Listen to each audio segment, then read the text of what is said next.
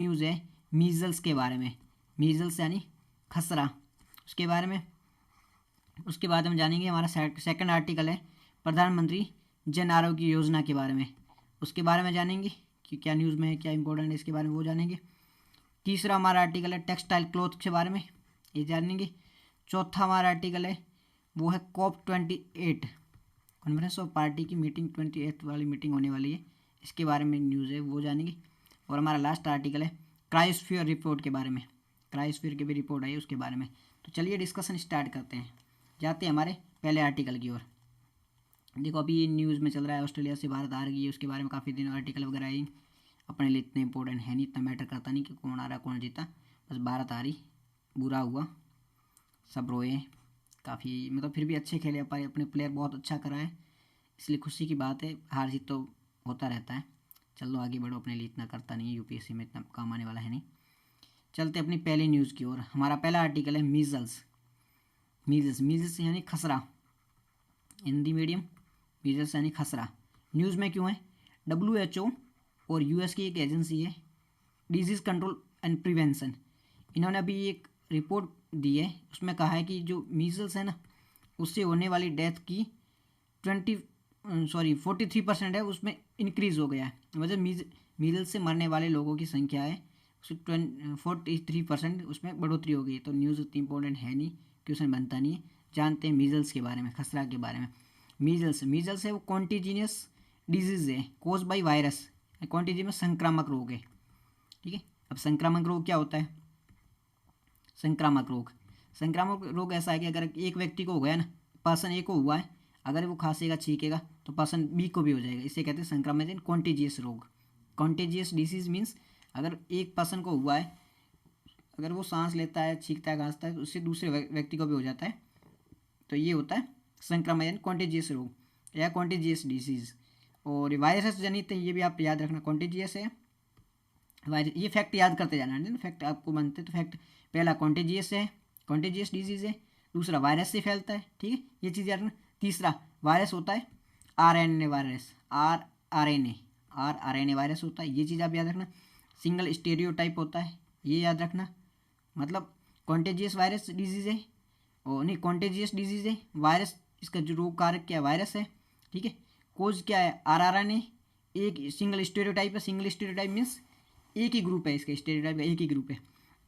फिर इसका जो वायरस होता है, जो वायरस का नाम क्या, मोरबिली वायरस, ये सब फैक्ट याद रखते रहो। पहला कॉन्टेजियस डिसीज है, दूसरा बताया वायरस से होता है, वायरस कौन सा है तो मोरबिली इसके वायरस का नाम है, ठीक है, ये चीज़ याद रखना, मोरबिली वायरस का नाम है। और ये RNA वायरस, मतलब RNA जो वायरस में जो बॉडी होती है तो RNA होता है, सिंगल स्टेरियोटाइप है, ये चीज़ याद रखना, ठीक है। उसके बाद में इसका जो होस्ट होता है ना ओनली हुए ह्यूमन में, ये कहीं भी अगर स्टेटमेंट बन जाए ना कि जो मीजल्स होता है उसका होस्ट ओनली, तो ये देख के लोग कन्फ्यूज होते हैं, नहीं ओनली वो तो वर्ड तो एक्सट्रीम वर्ड है, और एक्सट्रीम वर्ड हमेशा गलत होते हैं, तो ये स्टेटमेंट गलत कर देते हैं।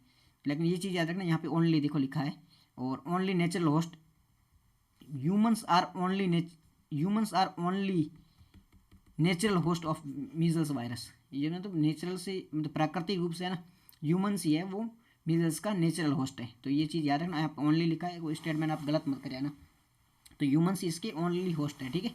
और ट्रांसमिशन कैसे होता है, अगर ब्रीथ लेते हो, कफ है किसी को, स्नीज खांसता छींकता है, इससे होता है, इस डिजीज में डेथ तक की भी हो सकती है, ठीक है ना, ये चीज़ याद रखना। तो ये ओनली वाला वर्ड याद रखना, ओनली ह्यूमन इसका होस्ट है, और कौन सा कॉन्टेजियस है ये भी याद रखना, वायरस है, वायरस कौन था मोरबिली वायरस है, RNA से फैलता है, सिंगल स्टेरियोटाइप है, इतनी चीज़ इसमें याद रखना। हिंदी मीडियम, WHO और यूएस की एक एजेंसी है, इन्होंने रिपोर्ट दी 43% इंक्रीज हो गया, इतनी रिपोर्ट अपने लिए इंपॉर्टेंट है नहीं, अपने लिए इसके बारे में जानना, खसरे के बारे में। खसरा संक्रामक बीमारी है, वायरस से होती है, ठीक है, वायरस से होती है, संक्रामक एक आदमी से दूसरे आदमी में फैलती है, वैसे 1% to पर्सन फैलती है, ठीक है। और एक स्टेरियोटाइप है, और RNA वायरस होता है, इसका वायरस का नाम है मोरबिली, याद रखना, मोरबिली वायरस का नाम है मोरबिली। और ये ह्यूमन इसका एकमात्र ओनली नेचुरल होस्ट है, ये चीज़ याद रखना, ह्यूमन ओनली नेचुरल होस्ट है। कैसे फैलता है, व्यक्ति से सांस लेता है, खांसता है, छींकता है, उसके कारण ये फैलता है, फैक्ट याद रखना। खसरे के बारे में, खसरा पहला वायरस जनित बीमारी, वायरस से फैलता है, दूसरा संक्रामक है, ठीक है, कॉन्टेजियस डिजीज है, तीसरा याद रखना इसमें वायरस का नाम क्या है, मोरबिली वायरस, ठीक है। आरएनए, ये याद रखना, इसमें बॉडी जो आरएनए वायरस होता है आरएनए, और सिंगल स्टीरियोटाइप है, ये चीज़ याद रखना। उसके बाद में नेचुरल होस्ट कौन सा है, ओनली ह्यूमन, ये चीज़ आप याद रखना, only humans are natural host, ठीक है। नेक्स्ट कैसे फैलता है, ट्रांसमिशन इसका कैसे होता है, तो ट्रांसमिशन होता है कैसे, अगर कोई खांसता है छींकता है तो इससे ट्रांसमिशन होता है, याद रखना ये चीज़ें, ठीक है।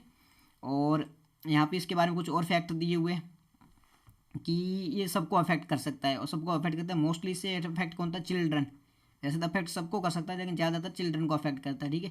पहले श्वसन क्रिया मतलब जो अपना जो रेस्पिरेटरी सिस्टम होता है उसको अफेक्ट करता है, और उसके बाद पूरी ह्यूमन बॉडी को अफेक्ट करता है। पहले श्वसन क्रिया से शरीर में जाएगा, फिर पूरी ह्यूमन बॉडी को अफेक्ट करेगा। ये चीज़ याद रखना। सिम्टम क्या, सिम्टम ईजी होता है कि आपको समझ में आएगा, हाई फीवर है, कफ है, हाई फीवर ऑलमोस्ट सब में आ जाता है, ये चीज़ मैंने कल भी बोली थी, हाई फीवर है, कफ है, नाक बहेगा, ये सारे जो बॉडी में सिम्टम आते हैं तो उससे समझ आता है भाई ये आपको मीजल्स है, पीछे दबे दबे दबे ऐसे होते हैं, ठीक है। वैक्सीनेशन, हाँ इसकी वैक्सीन है, कौन सी वैक्सीन है, MMR, ठीक है। MMR, एम यानी मीजल्स, एम यानी मीजल्स, एम का सेकंड एम का मीनिंग होता है मम्स, थर्ड एम आर का मतलब होता है रूबेला। मीजल्स, मम्स और rubella, rubella German sorry, measles इससे काफी जाता है, जर्मन खसरा। तो MMR, इसकी वैक्सीन का नाम क्या, MMR वैक्सीन है, वो दी जाती है। 2 वैक्सीनेशन डोज दिए जाते हैं, 2 बार डोज दी जाती हैं वैक्सीन के। इसके काफ़ी बेनिफिट दिए, देखो बेनिफिट दिए कि अपने आंकड़े इतनी मस्ट अपने लिए इंपॉर्टेंट है नहीं, अपन को ये चीज़ याद रखना। मैं यह प्रीलिम में क्या क्या फैक्ट बन सकते हैं वो बता रहे हैं मुझे आपके लिए। वैक्सीन, कौन सी वैक्सीन अवेलेबल है, यस, वैक्सीन का नाम क्या, MMR, ठीक है। कौन सी है, कॉन्टेजियस डिजीज़ है। कौन सा वायरस है, वायरस है, वायरस का नाम भी याद रख लेना आप, ठीक है। किससे फैलती है, ह्यूमन की बॉडी से फैलती है, अगर खांसता है छींकता है वैसे ट्रांसमिशन हो सकता है तो वो है, तो ये चीज़ आप याद रखना। और वैक्सीन है कौन सी है, MMR। कितने बचाए थे, डेज 56, इतने अपने लिए डेटा अपने लिए इंपॉर्टेंट है नहीं, डेटा बनता नहीं। ये भारत का टारगेट याद रखना, भारत ने टारगेट बनाया है कि अपने को मतलब जो वर्ल्ड मतलब जो मीजल से बीमार होनी है उसको 23 तक 90% वैक्सीनेट करना है इंद्रधनुष मिशन के तहत। ये जो डेटा दे रखा, डेटा इंपॉर्टेंट है नहीं, लेकिन ये याद रखना भारत ने अपने टारगेट ले रखा है कि 2023 तक 95% लोग हैं उनको वैक्सीन करना है इंद्रधनुष मिशन के तहत। इंद्रधनुष जो मिशन है उसके बारे में आपको पढ़ना जरूरी, जब भी आप मेन सब्जेक्ट पढ़ो इकोनॉमी वगैरह, वहाँ दे रखा होगा इकोनॉमी, साइंस एंड टेक्नोलॉजी वगैरह जो भी पढ़ो, साइंस की पढ़ो तो वहाँ इंद्रधनुष मिशन के बारे में पढ़ लेना। खसरा के बारे में सबसे ज़्यादा बच्चों में होता है, ये चीज़ आप देखना, बच्चों में होता है, ठीक है, आम है। और पहले जो अपने रेस्पिरेटरी सिस्टम होता है श्वसन पथ, उसको संक्रमित करता है, पूरे शरीर में फैल जाता है। उसके बाद में क्या होता है, दाने होते हैं पूरे शरीर पर, नाक खांसी वगैरह ये सब देख लेना आप, उसमें खांसी बुखार वगैरह तो आपको याद ही आ जाएगा। टीकाकरण, अपने पास टीका है, बिल्कुल है, 2000 में पूरा वो 56 मिलियन बच्चों को, 56 मिलियन बच्चों को जान बचाएगी, ये भी चीज़ याद रहे तो रह लें, बाकी फ़र्क नहीं पड़ता। आप मेंस वगैरह का कुछ आंसर लिख रहे हो तो मैं एग्जांपल आप दे सकते हो कि कैसे इसका यूज़ करना सही से, अगर सही से यूज़ कर इतने लोगों की जान बचाई जा सकती है तो ये यूज़ कर सकते हो वहाँ पे। टीका इसके लिए है कौन सा टीका, MMR, एम एन खसरा, कंठमाला, रूबेला, जर्मन रूबेला, तो MMR वैक्सीन है, ठीक है। इतने लोगों की जान बचाई, अपना टारगेट है 2023 तक 2023 तक 95 को टीकाकरण करना। नेक्स्ट हमारा आर्टिकल है प्रधानमंत्री जन आरोग्य योजना के बारे में। न्यूज़ में क्यों है, न्यूज़ में कहा है नेशनल हेल्थ अथॉरिटी ने कहा है कि 59 मिलियन पीपल है वो हॉस्पिटलाइज हुआ है अंडर इस स्कीम के तहत। न्यूज़ इतनी इंपॉर्टेंट है नहीं, अपने लिए है, हाँ न्यूज़ इंपॉर्टेंट है। अगर मेंस में कुछ लिख रहे हो कि गवर्नमेंट जो स्कीम चला रही है उसके क्या क्या बेनिफिट है तो 15 आया ऐसे लिख सकते हो। 50 मिलियन प्लस लोग हैं उस जो हॉस्पिटलाइज हुए इस स्कीम के तहत, तो काफ़ी बेनिफिशियल है ये स्कीम, वहाँ पे ये डेटा यूज़ कर सकते हो। प्रीलिम के लिए इतना इंपॉर्टेंट नहीं है, ठीक है। प्रीलिम के लिए इंपॉर्टेंट वो यह होता है, यहाँ पे होता है आयुष्मान भारत प्रधानमंत्री जन आरोग्य योजना, आयुष्मान भारत प्रधानमंत्री जन आरोग्य योजना, यहाँ से होता है अपने लिए इंपॉर्टेंट। क्या है पहली बात है सेंट्रली स्पॉन्सर्ड स्कीम है, सेंट्रल इसको स्पॉन्सर्ड करती है। Centrally sponsored means centre plus state दोनों मिलकर फंड उठाएगा। सेंट्रली सेंटर होती ना, सेंट्रली सेंटर स्कीम में तो पूरा सेंट्रल गवर्नमेंट इसका फंड उठाती है, लेकिन यहाँ सेंटर प्लस स्टेट दोनों मिलकर काम करेंगे इसका, ठीक है। और कौन सी मिनिस्ट्री के, यहाँ पे ये पॉइंट याद रखने लायक है, प्रीलिम में बन सकते हैं। सेंट्रली स्पॉन्सर्ड स्कीम में पहला फैक्ट है, याद रखना, सेंट्रली स्पॉन्सर्ड स्कीम है पहला फैक्ट। दूसरा, कौन सी मिनिस्ट्री के अंतर्गत आती, health and family welfare ministry, ministry of health and family welfare, ministry of health and family welfare. पहला सेंट्रली स्पॉन्सर्ड स्कीम है, दूसरा ministry of health and family welfare के अंतर्गत आती है, ठीक है। और कौन से जो कंपोनेंट है, किसका कंपोनेंट है ये अपना है आयुष्मान भारत, जो मिशन चल रहा है आयुष्मान भारत, उसका ये पार्ट है, ठीक है।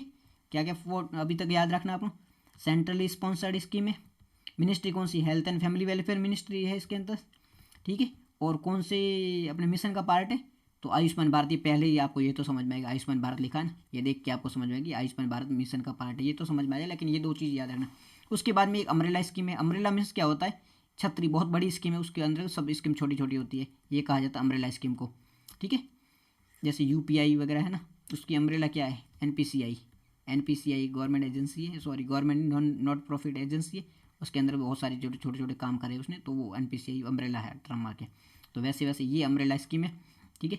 इसके अंदर दो पार्ट है इसके, कौन से हैं, अपन बात करते हैं प्रधानमंत्री जन आरोग्य योजना की, ठीक है।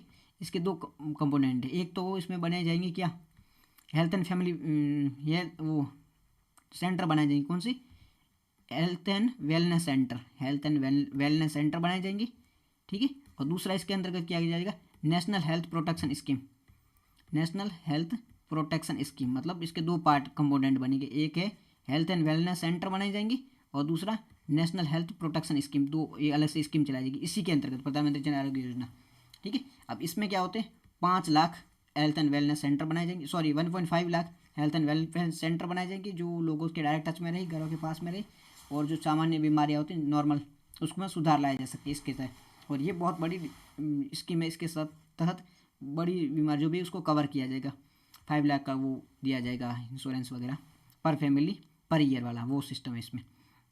ऑब्जेक्टिव क्या है, ऑब्जेक्टिव इंश्योरिंग कॉम्प्रिहेंसिव कवरेज, जैसे अचानक कोई बीमार पड़ जाता है और इसके जो मतलब अचानक कोई बीमार पड़ गया, एक्सीडेंट कुछ भी हो गया उसको, तो उसका जो बर्डन कहाँ पे पड़ेगा, पॉकेट पे पड़ेगा भाई, उसको पैसे देने पड़ेंगे वगैरह।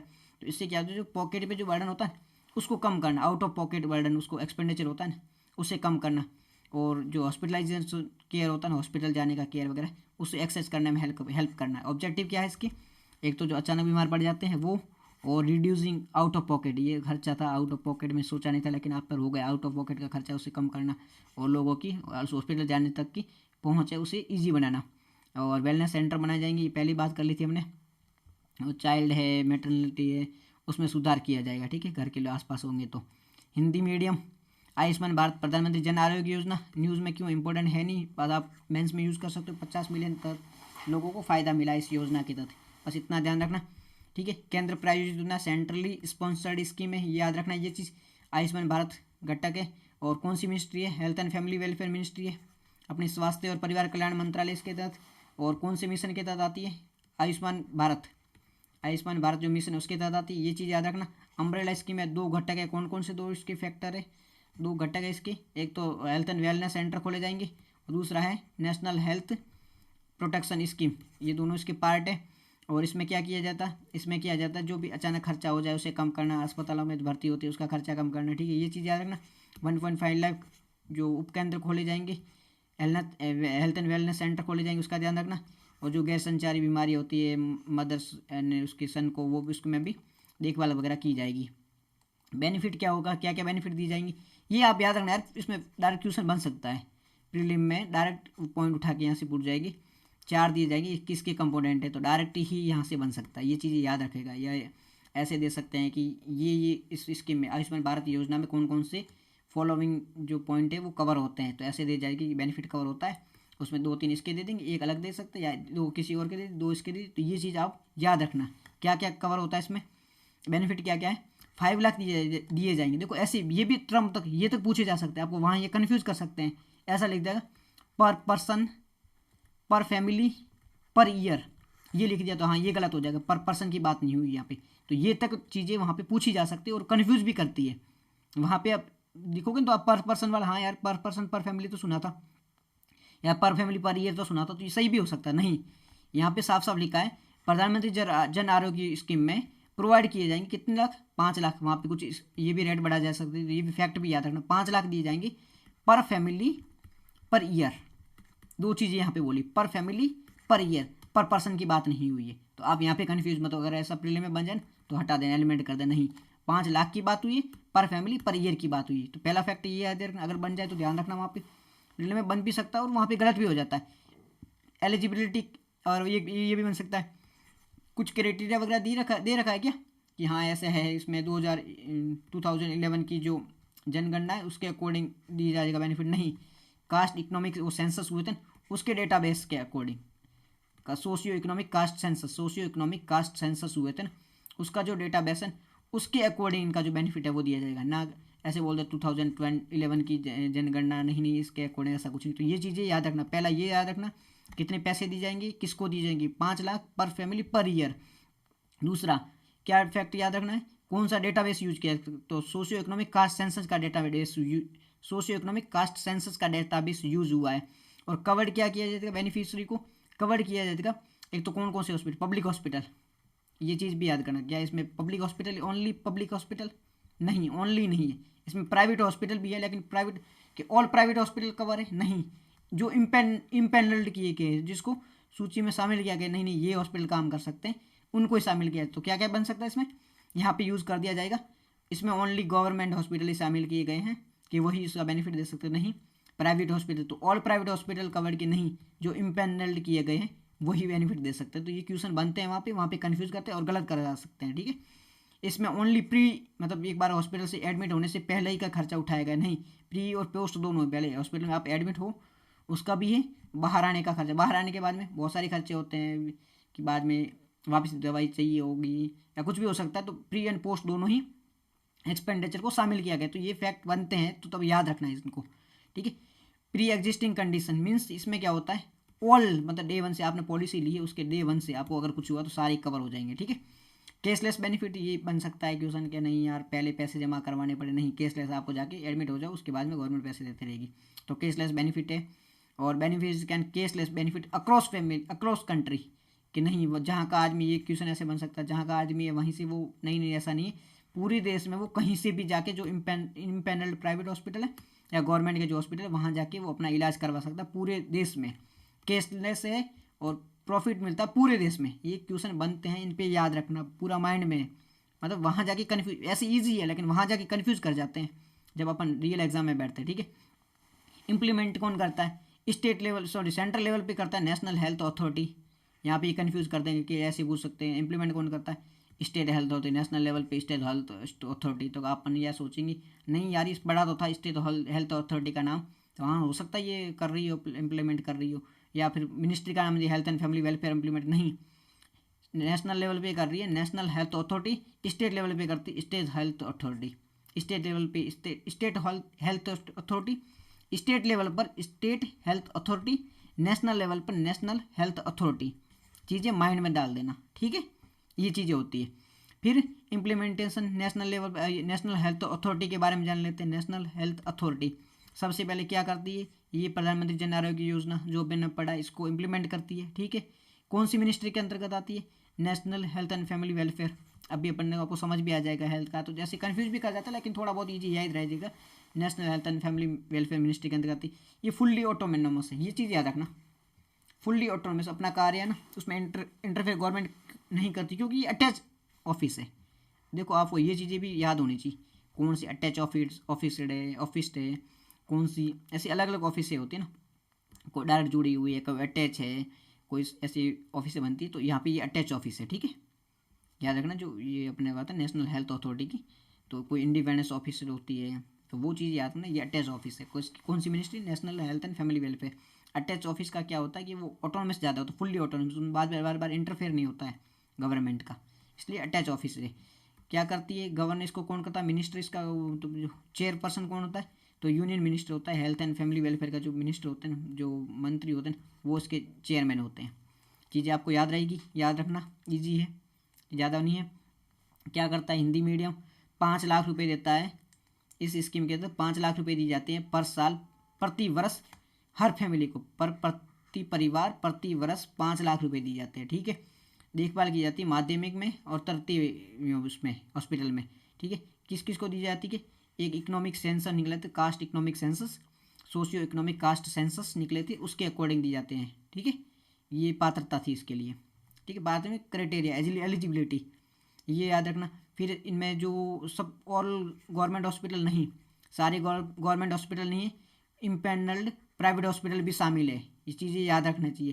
पहले और बाद दोनों के खर्चे उठाए जाते हैं, पॉलिसी पहले दिन से कवर की जाती है, कैशलेस होता है, पूरे देश में आप लाभ उठा सकते हो इसका, ठीक है। कार्यान्वयन कौन करता है? National health authority, central state level पर state health authority. National health authority के बारे में, ये इसको लागू करती है प्रधानमंत्री जन आरोग्य योजना को। और कौन सी मिनिस्ट्री आती है? परिवार and health and welfare ministry, स्वास्थ्य एवं परिवार कल्याण मंत्री, ठीक है, मंत्रालय के अंतर्गत आता है। क्या है ये? संलग्न कार्यालय, संलग्न में तो अटैच्ड ऑफिस है और फुल्ली इंडिपेंडेंट है, ठीक है, अपना फुल्ली काम कर सकती है। और गवर्निंग बोर्ड में कौन होता है? परिवार स्वास्थ्य मंत्रालय, जो मंत्री होते हैं वो उसके अध्यक्ष होते हैं, ठीक है। चलते हैं अपने नेक्स्ट आर्टिकल की, और हमारा नेक्स्ट आर्टिकल है textile, technical textile. Technical textile से मीनिंग क्या है? तो वो अपनी न्यूज़ में क्यों है? न्यूज़ में है कि अपनी जो डिपार्टमेंट ऑफ टेक्सटाइल है वो कॉन्फेडरेशन ऑफ इंडियन इंडस्ट्रीज, इनकी मीटिंग हुई थी। कहाँ हुई थी? तमिलनाडु में। तो इतना इंपॉर्टेंट न्यूज़ है नहीं। अपन जानते हैं टेक्निकल टेक्सटाइल के बारे में। टेक्निकल टेक्सटाइल क्या होते हैं? देखो, एक तो सिंपली अपन पहनते हैं अच्छे वाले फैंसी टेक्नाइट जो भी क्लोथ होते हैं, टेक्सटाइल होते हैं, वो तो नॉर्मल होते हैं। दूसरे होते हैं टेक्निकल टेक्सटाइल, लेकिन लाइक अपने कभी देखा होगा, इनका कोई यूज़ होता है वो इस स्पेसिफिक पर्पज़ के लिए होता है। अगर यहाँ पे बुलेट प्रूफ जैकेट है, इसका यूज़ क्या है? बुलेट को रोकना, आने से रोकना, मतलब आप अंदर जो बंदा है उसकी जान बचाना, इसका यूज़ है ना। तो बुलेट को रोकना, इसलिए बुलेट प्रूफ जैकेट है, ठीक है। एक गाड़ी की छत पे ढकी हुई है चादर, जो भी कपड़ा ढका हुआ है, उसका यूज़ क्या है? जो भी ये गाड़ी है उसको सेफ रखना, ठीक है। और क्रिकेटर लंबे टाइम तक खेलते हैं, कपड़ा पहन रखता है तो वो कंफर्ट हो, लंबे टाइम तक पसीना वगैरह ऑब्जर्व करे, ऐसा होता है। तो ये टेक्निकल क्लोथ क्या होते हैं? ऐसी क्लोथ होते हैं, ऐसा टेक्सटाइल होता है जिसका कोई स्पेसिफिक पर्पज हो, ना कि वो फैशन के लिए बनाया गया, नहीं यार अच्छा दिखना, ये नहीं, उनका स्पेसिफिक, जैसे इंजीनियर कपड़े पहनते हैं, ठीक है। तो उनके वो क्या स्पेसिफिक पर्पज होता है कि यही काम है इनका और इसी के लिए बनाए जा रहे हैं वो कपड़े। तो ये देख लो, टेक्निकल टेक्सटाइल, ये जो मटेरियल होता है जिसका प्रोडक्शन प्रिमिनरली इनका यूज़ होता है वो टेक्निकल परफॉर्मेंस के लिए होता है, रेदर देन इनका एडवर्टाइजमेंट के लिए नहीं होता, डेकोरेटिव इनका यूज़ नहीं होता है, ठीक है। क्लोथ इनका फ्रेशिंग होता है, जो मेनली यूज़ होता है स्पेसिफिक फिजिकल यूज़ होता है, प्रॉपर्टी वगैरह सब सेट होता है, ठीक है। अल्टरनेटिव क्या क्या इनका टर्म क्या क्या बोल सकते हैं इसे? इंडस्ट्रियल टेक्सटाइल बोलते हैं, फंक्शनल टेक्सटाइल बोलते हैं, performance textile, engineering textile, invisible textile, तो बहुत सारे हाईटेक टेक्सटाइल भी बोल सकते हैं। इनका क्या कैरेक्टर होता है? हेल्थ एंड सेफ्टी रखते हैं, को इफेक्टिव होते हैं, ये ड्यूरेबिलिटी इनकी अच्छी होती है, हाई स्ट्रेंथ होता है, लाइट वेट होता है, वर्सिटिलिटी होती है इनमें काफ़ी सारी, कस्टमाइजेशन हो सकता है, यूज़र फ्रेंडली होता है, इको फ्रेंडली होता है, लॉजिस्टिक कन्वेंशियस होता है, कन्वेंशियस होता है, ठीक है। काफ़ी सारी ये चीज़ें होती हैं इनमें। टाइप डिपेंडिंग ऑन प्रोडक्शन, क्या कैरेक्टरिस्टिक उसे होते हैं, फंक्शनल रिक्वायरमेंट होते हैं, अलग अलग प्रकार के हो सकते हैं। तो फंक्शन अपने लिए इतनी मस्ट है नहीं। हाल ही में जो न्यूज़ में हिंदी मीडियम तकनीकी वस्त्र कहा जाता है, जिनका यूज़ क्या होता है? स्पेसिफिक पर्पज के लिए होता है, ना कि सौंदर्य वगैरह के लिए होता है, जो अपनी ब्यूटी वगैरह के लिए, लुक्स के लिए नहीं होता है।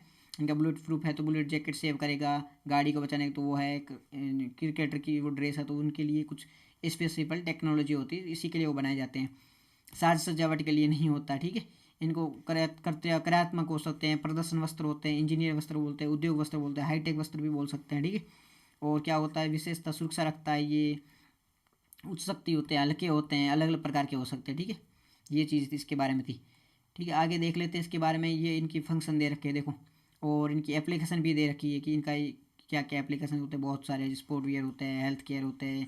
ये तो इतना इंपॉर्टेंट नहीं। अब इनके लिए गवर्नमेंट ने ये मेंस में क्वेश्चन जो आए जाए तो अब उनके लिए लिख सकते हो टेक्सटाइल, टेक्निकल टेक्सटाइल क्या है और इनके यूजेस वगैरह, गवर्नमेंट ने क्या क्या इनिशिएटिव लिए, ये मस्ट है। तो अब देखो, प्रोडक्शन लिंक स्कीम, गवर्नमेंट ने एक स्कीम चला रही थी, प्रोडक्शन लिंक स्कीम।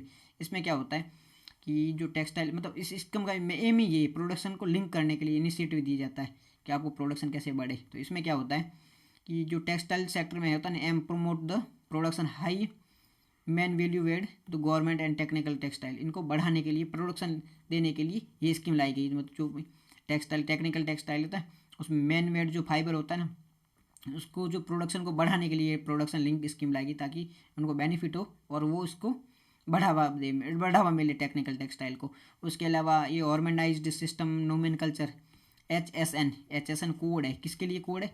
अगर इनका आप सपोर्ट करते हो, फाइनेंशियल सपोर्ट किया जाता है जब इनको इंपोर्ट और एक्सपोर्ट किया जाता है, मतलब टेक्निकल जो टेक्सटाइल होता है इनको इंपोर्ट या एक्सपोर्ट किया जाता है ना, ज़्यादातर एक्सपोर्ट में, तो इनको सपोर्ट दिया जाता है। HSN एक कोड होता है, HSN code harmonised system of nomenclature, ये कोड होता है। इस कोड के माध्यम से इनको सपोर्ट किया जाता है इंपोर्ट और एक्सपोर्ट में, ठीक है। हिंदी मीडियम एग्रोटेक, इनमें जैसे फंक्शन दिखा रखे क्या क्या फंक्शन होता है। एग्रोटेक है, होम टेक है, क्लॉथ टेक है, इंजन इंडोटेक है, इंडस्ट्रियल के लिए मेडिटेक है, ऑटोमेटिक टेक, काफ़ी सारे होते हैं, तकनीकी प्रकार के होते हैं, ठीक है।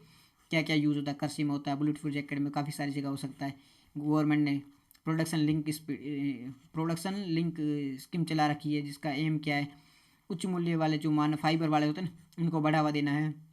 और भी हार्मोनाइज सिस्टम चला रखा है, जिसका काम क्या है, हार्मोनाइज सिस्टम का एक कोड दिया जाता है, जिसका माध्यम से इनको मतलब जो इम्पोर्ट और एक्सपोर्ट को ईजी किया जा सके, ठीक है। ये फिर टेक्निकल, इसमें और भी गवर्नमेंट ने क्या किया, 100% FDI को फ्री कर दिया है। FDI मतलब फॉरेन डायरेक्ट इन्वेस्टमेंट होती है ना, वो जब कोई किसी फॉरेनर को इंडिया में इन्वेस्ट करना होता तो मतलब अलग अलग रूट बने हुए हैं। एक तो होता है कि आप गवर्नमेंट की अनुमति लेके आओ, और एक तो हो सकता है बिना अनुमति के आओ, तो वो ऑटोमेटिक रूट होता है।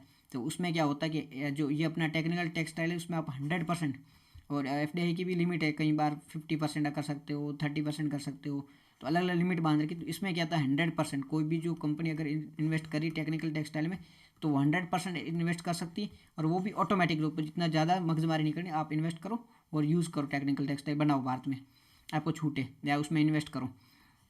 फिर अमेंडेड टेक्नोलॉजी अपग्रेडेशन, एक फंड लाया गया, इस फंड का भी यही काम है कि इस सेक्टर को बढ़ावा देना और इंडस्ट्री में करना। फिर नेशनल टेक्सटाइल मिशन चलाया गया, नेशनल टेक्निकल टेक्सटाइल मिशन है। इस मिशन को 3 साल पहले चलाया गया। कब चलाया गया था, 3 साल पहले, और अभी इसको एक्सटेंड कर दिया गया, 2026 तक एक्सटेंड कर दिया गया है, ठीक है। तो फोकस इस ये मिशन फिर फोकस करता है, ये मिशन करता है वेरियस जो फ्लैगशिप स्कीम चल रही है गवर्नमेंट की इस सेक्टर में, उसको जोड़ने का कार्य करता है, ठीक है। मिशन कंप्राइज की कंपोनेंट, इसके अलग अलग की कंपोनेंट है, ये डेटा अपने लिए इंपॉर्टेंट इतना है नहीं, ठीक है। ये गवर्नमेंट ने क्या क्या स्कीम चला रखी, ये इंपॉर्टेंट था, इस चीज़ को माइनस में रखना, ये क्या क्या डेटा रखना इतना इंपॉर्टेंट है नहीं। की कंपोनेंट कौन कौन सी, एजुकेशनल, ट्रेनिंग, टेक्नोलॉजी वगैरह, ये थोड़ा बहुत देख लेना बस आप। दूसरा है प्रमोशन, मार्केटिंग, डेवलपमेंट, देखना चाहो तो देख सकते हो, ठीक है। ये था इसके बारे में। नेक्स्ट हमारा आर्टिकल है COP28 के बारे में। अब COP20 कॉन्फ्रेंस ऑफ पार्टी, ठीक है, इसकी 28th मीटिंग हो रही है, कहाँ हो रही है, दुबई में, नेक्स्ट मंथ हो रही है, दुबई में हो रही है, नेक्स्ट वीक में चलेगी दुबई में, ये न्यूज़ में था इसलिए, ठीक है। कॉन्फ्रेंस ऑफ पार्टी की मीटिंग हो रही दुबई में, 28th मीटिंग हो रही है इसलिए। और ये United nation framework on climate change, UNFCCC, इसकी मीटिंग ऑन करा था UNFCCC क्या है, United nation framework on climate change conference, CCC, ये ठीक है, ये इसका मीटिंग करवा रहे हैं। अब जान लेते हैं UNFCCC के बारे में। ये इंटरनेशनल इन्वायरमेंटल ट्रीटी है, जो अंतर्राष्ट्रीय जो इन्वायरमेंट पर्यावरण की जो है ना, वो उसकी संधि इंटरनेशनल इन्वायरमेंटल ट्रीटी है। और ये क्या करती है, रिड्यूस करती है किसमें, ग्रीन हाउस गैसों के एमिशन को, ग्रीन हाउस गैसों की एमिशन यानी बढ़ रहा है ना ग्रीन हाउस गैस, उसको एमिशन को कम करने के लिए कार्य करती कौन, United nation CCC। Green house का गैस होगा, कैसे किस प्रकार से कम किया जा सकता है, ठीक है।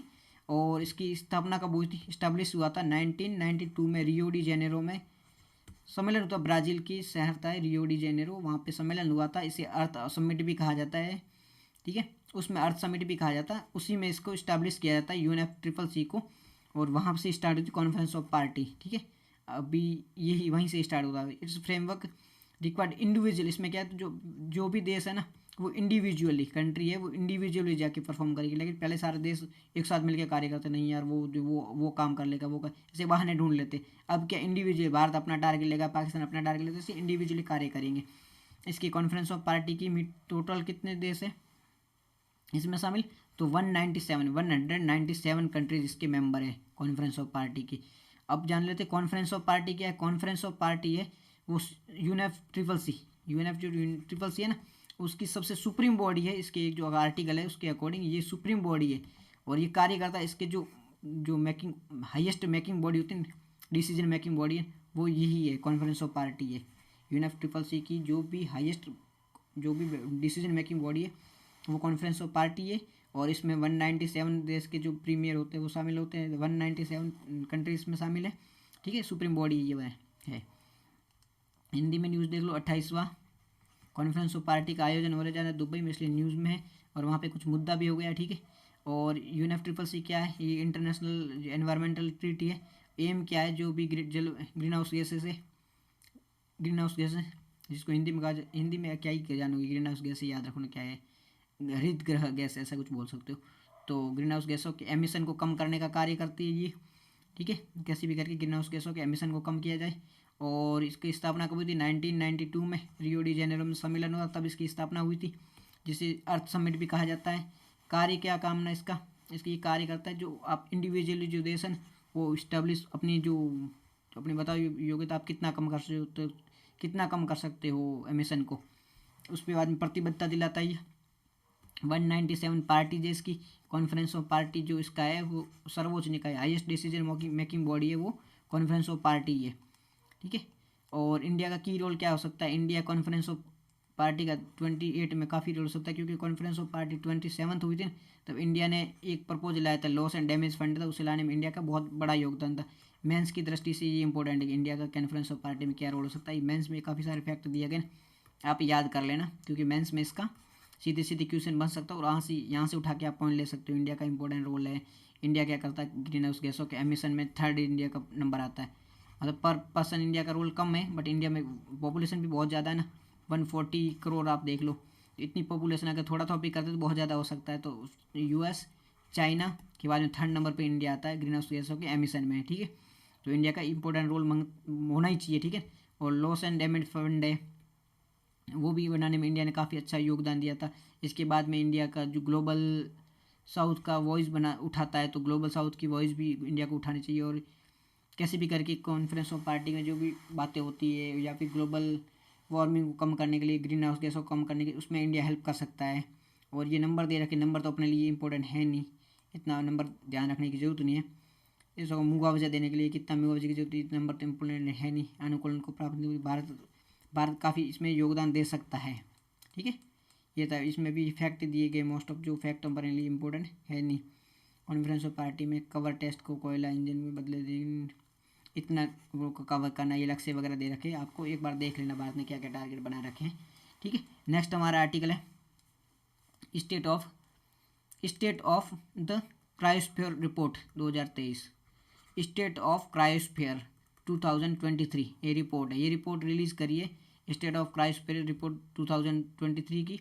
इसमें कहा गया है कि जो अगर अपन है ना हमारा टारगेट 2 डिग्री सेल्सियस से टेम्परेचर जो इंक्रीज़ हो रहा है उसको रोकना, 2020 2 डिग्री 2 डिग्री तक जो ग्लोबल वार्मिंग टेम्परेचर बढ़ रहा है उसको 2 डिग्री से ज़्यादा नहीं होना, 2 डिग्री तक रोकना है। तो इस रिपोर्ट में कहा कि अगर आप इस 2 डिग्री सेल्सियस टेम्परेचर तक रोक भी लेते हो तो भी इसका कोई फ़र्क नहीं पड़ना, क्योंकि जो क्रायोस्फीयर है ना, जो वो जो प्लेट है ना बर्फ़ की चादरें वगैरह, वो 2050 तक 2050 तक वो पिघल जाएगी, ऑलमोस्ट 50% है वो पिघल जाएगी। तो कोई फ़र्क नहीं पड़ रहा अगर आप रोक भी लेते हो तो, ठीक है। तो यही रिपोर्ट में कहा गया था, इसलिए न्यूज़ में था। इंटरनेशनल क्रायोस्फीयर क्लाइमेट इनिशिएटिव है, उसके द्वारा ये रिलीज़ की जाती है रिपोर्ट है। इंटरनेशनल क्रायोस्फीयर क्लाइमेट इनिशिएटिव है, ये क्या काम करता है, ये यही करता है क्रायोस्फीयर को फैलने से रोकना और वहाँ से बर्फ़ पिघलने उसके रिगार्डिंग रिपोर्ट जारी करना, और कैसे हो रही है, उसे क्या कॉन्सिक्वेंसेस हो सकता है, कैसे रोका जा सकता है, इसके बारे में। क्रायोस्फीयर के बारे में जान लो। क्रायोस्फीयर जो स्नो वाला अर्थ होता है, बर्फीला एरिया होता है ना, उसको क्रायोस्फीयर कहा जाता है, जहाँ पे बर्फ़ ढकी रहती है, ऐसे रीजन को क्रायोस्फीयर कहा जाता है। रीजन है अगर वो पिघल जाता है उसका काफ़ी बुरा इम्पैक्ट हो सकता है। यही हिंदी में क्रायोस्फीयर रिपोर्ट 2023। इसमें उष्णकटिबंधीय जो ग्लेशियर होता है उसका अधिकांश गायब हो जाए, तो अगर 2 डिग्री से भी बढ़ रहे हैं तो भी वो गायब हो सकता है, ठीक है। ये बात इसमें की गई। क्रायोस्फीयर क्लाइमेट चेंज रिलीज़ किसके की जो ये रिपोर्ट है क्रायोस्फीयर रिपोर्ट रिलीज़ कौन करता है, ये चीज़ याद रखना। रिलीज़ करता है इसमें इंटरनेशनल क्रायोस्फीयर क्लाइमेट इनिशिएटिव द्वारा रिलीज़ की जाती है, ये चीज़ आप याद रखना, ठीक है। कौन रिलीज़ करता है, इंटरनेशनल क्रायोस्फीयर क्लाइमेट इनिशिएटिव द्वारा रिलीज़ की जाती है। और इसमें क्या होता है, जो क्रायोस्फीयर रीजन होता है उसको सिक्योर रखने का ये जो कार्य करता है कौन, इंटरनेशनल क्रायोस्फीयर क्लाइमेट इनिशिएटिव ना, वो रिलीज जो इसको सिक्योर 2 डिग्री से भी बढ़ेगा तो भी 2050 तो 50% वो ख़त्म हो जाएगा, ठीक है। ये इसमें दिया जाएगा। गर्मियों में इतना बढ़ रहा है, आर्कटिक का ये बढ़ जाएगा 2 डिग्री, इतना वो अपने इंपॉर्टेंट है नहीं, फैक्ट वगैरह दिए गए हुए। और क्रायोस्फीयर क्या होता है, जो बर्फ़ के क्षेत्र वगैरह होते हैं उसे क्रायोस्फीयर कहा जाता है, जो चादरें वगैरह होती हैं बर्फ़ की, और ये पिघल जाती है